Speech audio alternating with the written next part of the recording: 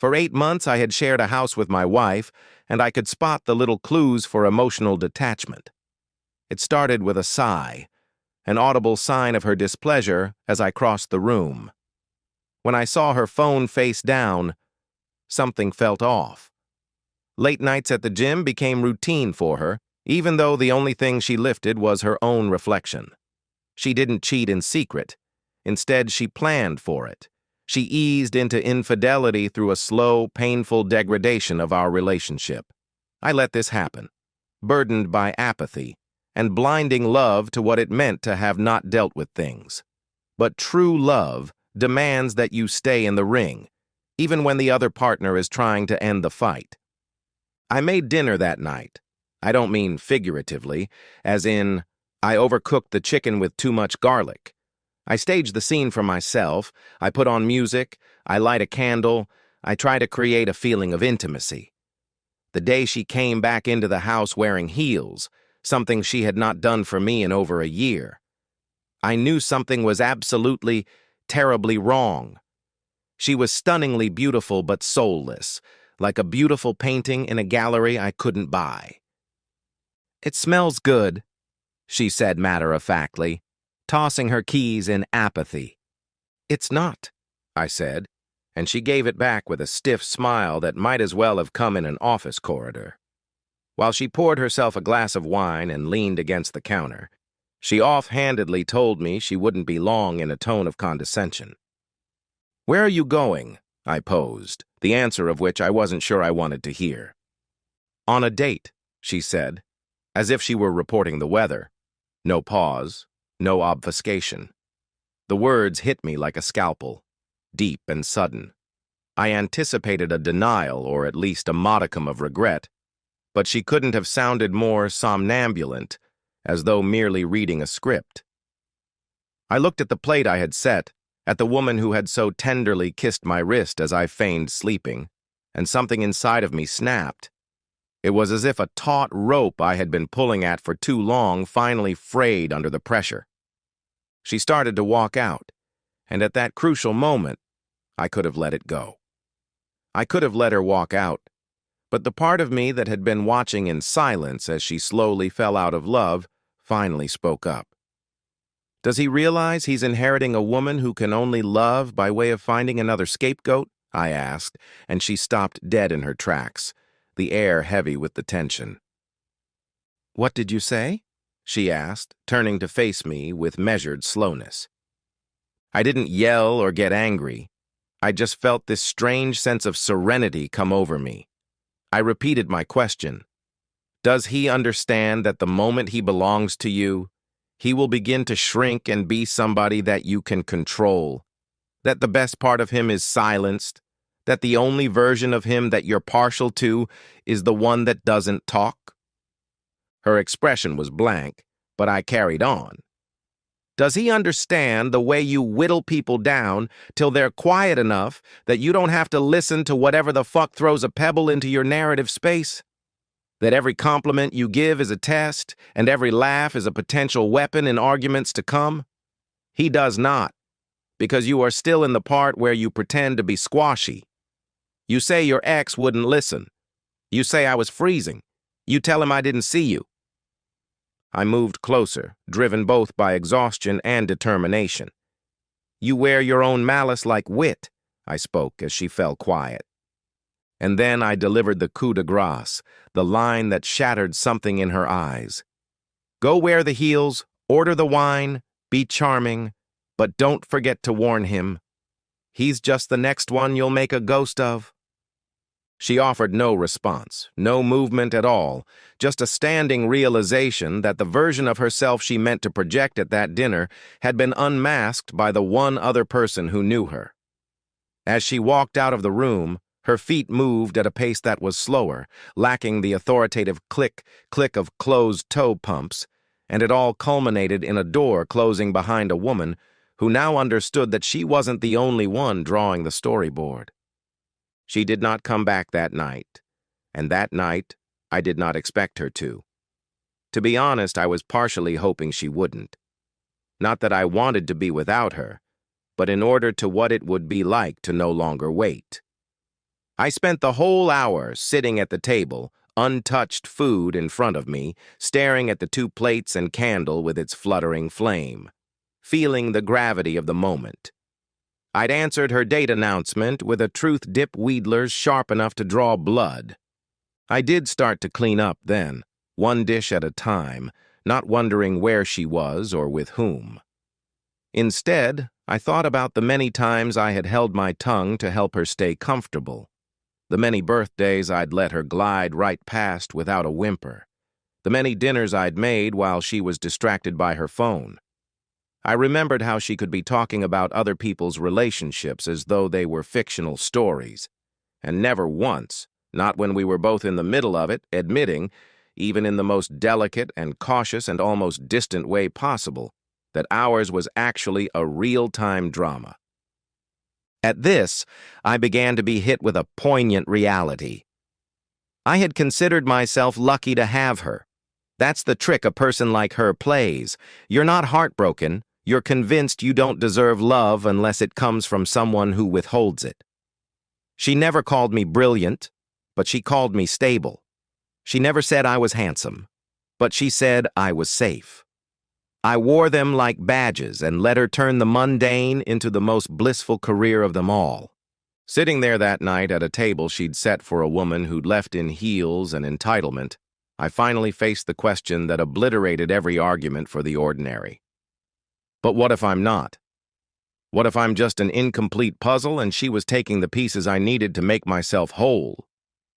That night, I went to bed alone in the room we had designed together, which was a term I use loosely because she'd chosen everything: the colors, the sheets, the furniture. My role was to say yes and pay. While lying on her side of the bed, where I never used to sleep, I looked at the ceiling, mentally rewinding through all the things that should have tipped me off to the truth, but that I had conveniently dismissed. By 3:14 a.m., I woke up with no explanation other than the heavy feeling that I wasn't alone. Looking back on my life, I know she was never really there, even when she was with me. When she said "I do," it was less a vow than a contract she planned to violate. A temporary arrangement until someone more suitable turned up. The following morning, her necklace was sitting on the bathroom counter, abandoned like a breadcrumb, as if to say, "I want you to know I'm gone, but I still exist." This was her great gift. Not the cheating, not the lies, but the leaving of traces. She never really went away. She just drifted out of my reach and made me realize she was there. In defiance, I picked up the necklace, opened the garbage can, and let it drop in. Not out of spite, but because the act of doing so was an assertion of my own freedom. At noon, I got a text from her reading, "We need to talk." I looked at the message for a solid 10 minutes, and I knew what she wanted. Not closure or truth, but control. She just wanted to manipulate the narrative, maybe shed a tear or two and tell me he meant nothing, and that she was lonely and that I was pushing her away. But I had done the math. All the same, I wasn't perfect, but I hadn't failed her. She just wanted to be with someone who wouldn't look through her screen. I'm no longer the only one for the role after what I told you last night. We met at a cafe. Her choice, not for neutral turf, but because she knew I used to like the pastries. I was first, sitting in a cushion-stunned corridor with no coffee in hand, no phone, nothing but my pulse and the rhythm below my ribs. When she showed up 14 minutes late, not late, sorry, just late, as was her wont. "So that was it. One syllable," she said, dropping her bag and crossing her legs as if given permission. Never mind that I could think of something to say, I simply chose not to as a way of making her uncomfortable. She squirmed, drumming her fingers, darting her eyes. "Take a look around the other night," she said at last. "I was upset. You were cruel." I smirked a little. That kind of told her the word was no longer God. "You told me what I said was cruel. You knew it would hurt me. Weren't you at least a little worried that traipsing out for a date in front of your husband would bite?" She bristled. "Don't try to twist this." The truth's not sun-twisted, Chorus. You already screwed the pooch on it. Her face changed. She'd been taken aback. She was not used to pushback. Usually, I soften my approach, tilting my head ever so apologetically, avoiding confrontation. But today was different. Today, I used periods, not question marks. It wasn't real, she said, the cliché of the cover-up. I said, I didn't ask if it was serious. I stated it was genuine. What does that even mean? She challenged. It means nothing matters to you unless there's a fucking camera on. It was like that tiny moment my mask cracked, almost disappearing. But it was still there. You're trying to kill me, she charged with a desperate edge in her voice. I'm not punishing you, Chorus. I'm freeing myself from you. There was that thick silence between us, and then all the laughter and banter from around the room competing to keep interrupting us. The world spun on, unaware of the death of our marriage that was transpiring next to a potted fern. Can we just not play games? She pleaded. I chuckled softly. You went on a date with someone else while you were still married. You don't play that as a game, do you? Her eyes narrowed. I am here because I came to fix things. No, I replied. You showed up because for once I wasn't running after you, and you noticed you'd lost your grip. She lowered her gaze, silent. I pressed on. When you selected him to have dinner, what were you looking for? Someone more thrilling, less safe? Were you in need of hazard, Chorus? Or simply someone who wouldn't know the echo of your lies? At last, her facade cracked, and she whispered, I don't know what I'm doing. That was as good as I'd get to a confession, but I didn't take the bait. I wasn't there for closure. I was there for truth. You know what's really cruel? I inquired. She remained silent. Cruelty is building an identity on being adored only to betray those who follow through by making good on your promises. Whereas, cruelty is pretending to need someone in order to not have them leave, while also constantly diminishing them once that person has wholly committed their heart to you. Tears sprang to her eyes, and I was gratified. She had to face this, not for me, but for herself. Chorus, you don't need fixing. You next slight. And I'm through being your mirror. I stood up, left a tip on the table as she looked up at me. Mascara smudged, but went in deep, striking. Is this really it? She said, her voice trembling. I stopped, nodded, and said the line that hadn't occurred to me until I said it. No, this is just the beginning. So saying, I departed without looking behind me. The first night in my new apartment was so unnaturally quiet, not in a soothing way, but in a way that made me painfully aware of the silence under which no judgment passed. The bedroom was half unpacked, walls naked, and the couch a loner. The only familiar smell was from a blanket I had brought over from the old house, and still I slept better than I had in years. Not because everything was great, but because there wasn't anyone around to pass judgment on my existence. I settled into new habits, waking before dawn, making coffee and walking, the streets still damp, without anyone talking to me about my marriage. I took a part-time position at a used bookstore nearby, not really for the pay, for the calm, the dusty smell of old pages, the possibility of delving into stories once loved or lost by others. It was then that I started journaling again, but instead of drowning in sadness, I started asking important questions. What would life look like if I never had to apologize for my joy? What does it feel like when someone loves you unconditionally?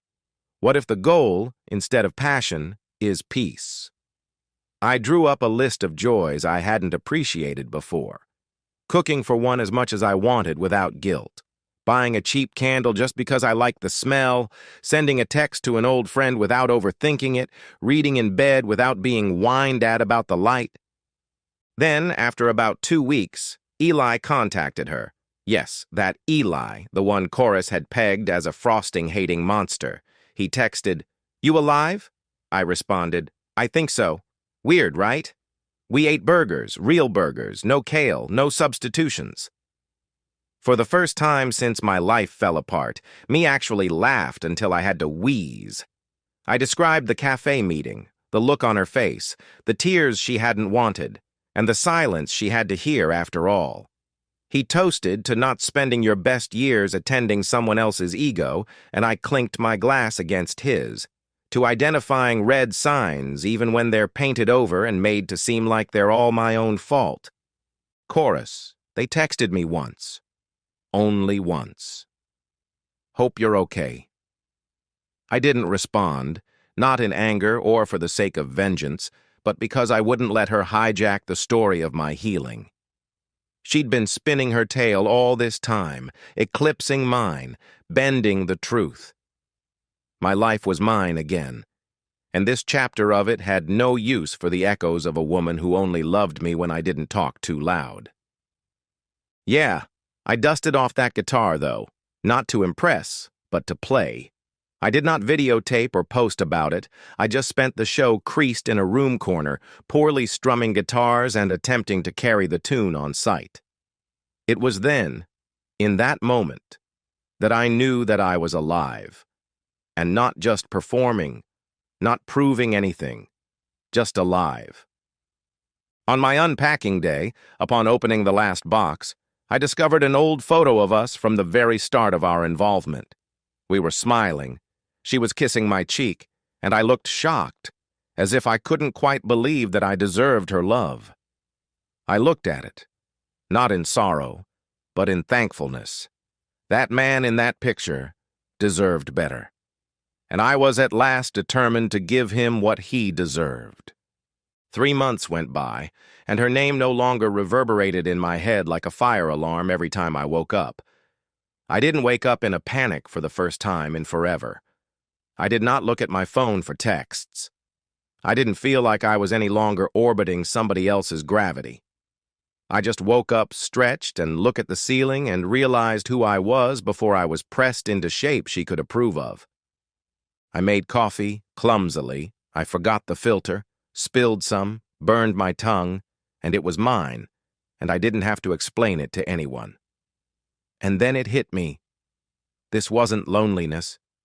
This was space, and I had never spent this much time with it. I started to host Sunday dinners, not anything fancy, just a few friends, Eli, a couple of colleagues, and my neighbor Judith, who baked pies like it was a religious practice and laughed as if she had known not a speck of heartbreak, even though I knew she had. We sat around my small dining table talking as though the world were not burning out there. We ate, we laughed, we just existed together without anyone making me feel like I had to audition for love. One afternoon, I met someone else, not romantically, but conversationally significant. Her name was Maureen. She had a chipped front tooth and packed a notebook with half-written poems. We talked trivia, tea, old bookstores, bad posture. She didn't ask if I was with anyone. Not a flirt, a listener. Upon that exchange, I didn't leave mulling over whether she could be the one. I relished the experience of having a conversation in which I didn't feel dissected.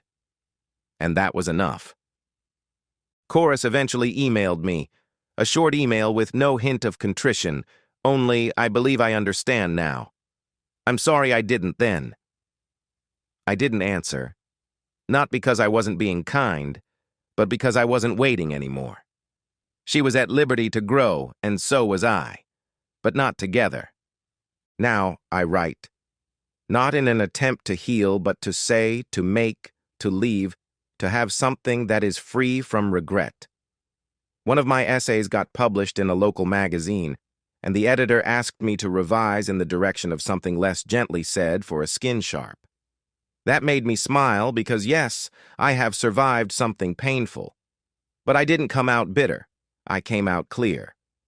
I don't think of her much these days. But when I do, it's without recoil. I just shake my head at myself and how I let her determine my value, that love, for an entire human decade, had to be sacrifice. But love is not loud. It's not sharp. It's not a contest of who can least need. Love is silent as stripes of time on a porch swing, as bad coffee drunk together, as that knowledge that you don't need to qualify for love. Sure, now I didn't win the girl. There were no before and after pictures, no viral images of his dramatic comebacks.